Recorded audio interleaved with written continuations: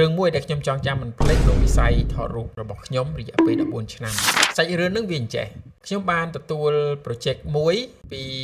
BN របស់យើង project មួយហ្នឹងតបមកក៏មានបងប្រុសម្នាក់ទៀតខ្ញុំសូមមិនបញ្ចេញឈ្មោះចោះកុំឲ្យមានបញ្ហាឬមួយក៏ប៉ះពាល់ដល់កម្មសិទ្ធិរបស់គាត់ក្នុងពេលនោះគឺ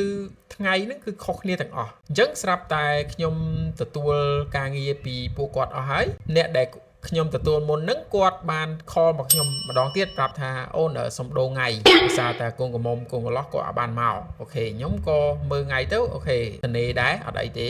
អាចដូរបានរំលងបានមួយរយៈមកដូរថ្ងៃម្ដងទៀតអញ្ចឹងដូរថ្ងៃទៀតសំណាងល្អដែរគឺវាអត់ចំថ្ងៃដែលខ្ញុំរវល់ទេប៉ុន្តែស្រាប់តែគាត់ដូរម្ដងទៀតគាត់ដូរលើកទី2ហ្នឹងគឺវាជន់ថ្ងៃគ្នាជាមួយនឹងថ្ងៃដែលខ្ញុំទទួលពីបងប្រុសម្នាក់ទៀតអញ្ចឹងណាអញ្ចឹងខ្ញុំបញ្ជាក់តិច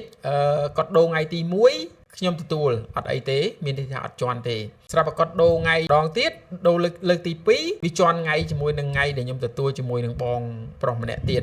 អញ្ចឹងខ្ញុំប្រាប់ថាថ្ងៃហ្នឹងរវល់ហើយអត់អាចទទួលបានទេតើអីអាចដូរថ្ងៃបានអត់គាត់ក៏ថាអត់អីទេចាំមើលចាំគាត់សួរជាមួយមហាមួយអីកូនអីគាត់អញ្ចឹងណាអូខេគាត់បានខលមកខ្ញុំមួយសារទៀតគាត់ថាអូខេអញ្ចឹងខ្ញុំអាចដូរបានហើយអត់អីទេស្រាប់តែដល់ថ្ងៃខ្ញុំក៏ទៅ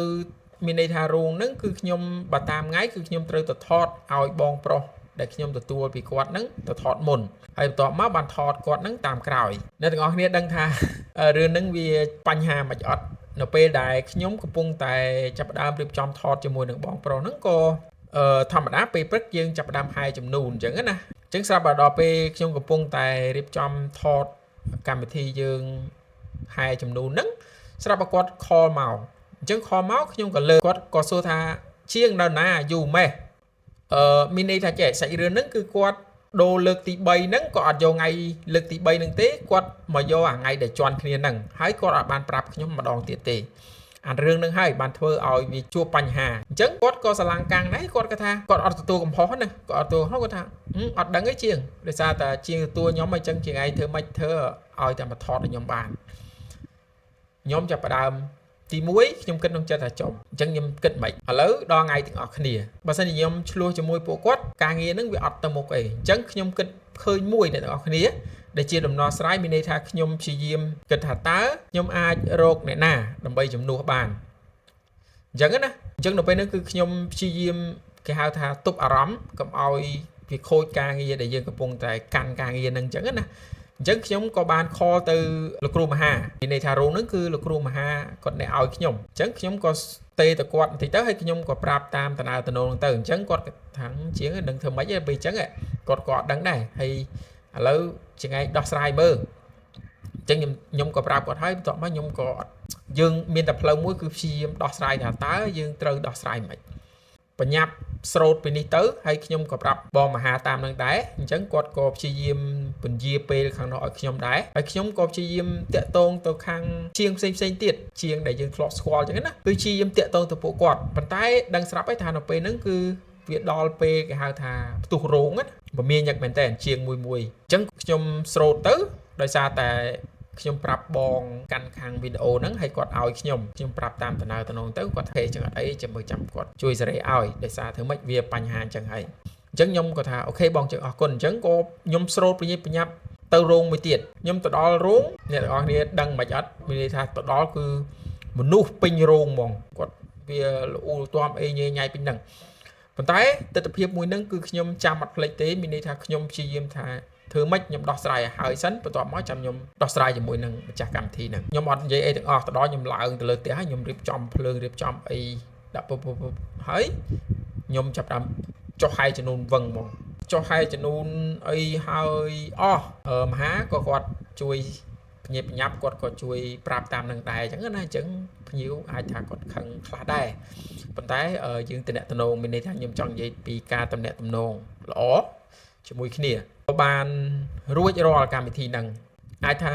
នៅក្នុងក្រុងដូចគ្នាប៉ុន្តែវាខ្ញុំអត់ចង់ធ្វើការងារបែបបន្ទាន់អញ្ចឹងណា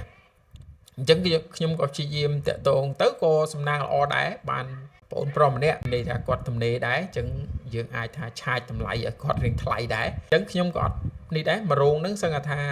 យើងអត់ទទួលបានចំណេញអីទាំងអស់ប៉ុន្តែព្យាយាមថាធ្វើម៉េចឲ្យចប់កម្មវិធីហ្នឹងអញ្ចឹងគាត់ទទួលបាន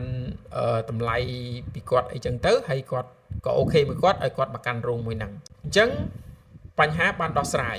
ប៉ុន្តែអ្វីដែលខ្ញុំចង់ជជែកជាមួយអ្នកទាំងអស់គ្នាថ្ងៃនេះនៅក្នុងវីដេអូហ្នឹងខ្ញុំចង់ផ្ដោតថាទី1បើសិនបើជួបបញ្ហាបែបហ្នឹងអ្នកទាំងអស់គ្នាទី1ទប់អារម្មណ៍ខ្លួនឯងឲ្យបានហើយព្យាយាមដោះស្រាយវាទៅតាមដំណើរកុំព្យាយាមមានន័យថាកុំព្យាយាមបន្ទោសទៅលើអ្នកណាទាំងអស់ហើយរកដំណោះស្រាយដើម្បីជូនទៅដល់អតិថិជនរបស់យើងធ្វើម៉េចឲ្យចប់ការងារហ្នឹងទៅគឺយើងជោគជ័យហើយបន្ទាប់មកចាំយើងពិភាក្សាជាមួយគាត់ម្ដងទៀតទៅអញ្ចឹងនៅក្នុងវីដេអូហ្នឹងគឺខ្ញុំសរុបសេចក្តីមកវិញគឺមានប៉ុណ្ណឹងមានន័យថាអានេះគឺជាបទពិសោធន៍ផ្ទាល់ខ្លួនរបស់ខ្ញុំហ្មងដែលខ្ញុំជួបប្រទះហើយខ្ញុំចាំអត់ភ្លេចទេនៅពេលហ្នឹងគឺ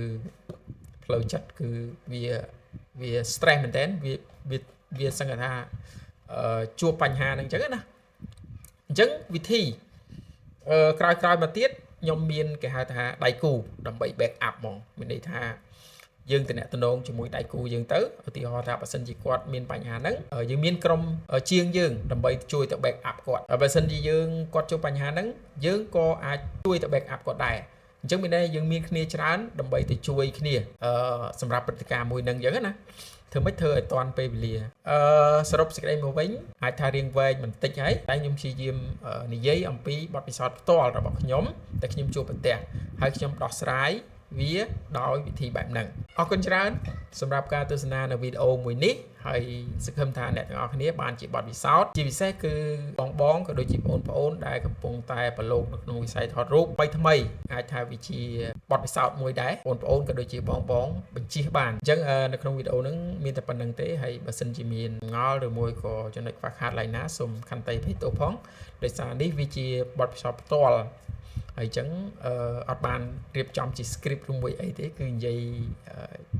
ឆៅទៅហ្មងដោយសារតែយើងចាំនៅព្រឹត្តិការណ៍ទាំងអស់ហ្នឹងអត់ភ្លេចទេអញ្ចឹងណាអរគុណច្រើនអ្នកទាំងអស់គ្នាជួបគ្នានៅវីដេអូក្រោយបើសិនជាចង់ដឹងអីបន្ថែមពីខ្ញុំអាច comment នៅក្នុងវីដេអូរបស់ខ្ញុំហើយបើសិនជាពេញចិត្តសូមជួយ like ជួយ share ពេលជួបគ្នានៅវីដេអូក្រោយបាយបាយអ្នកទាំងអស់គ្នា follow for more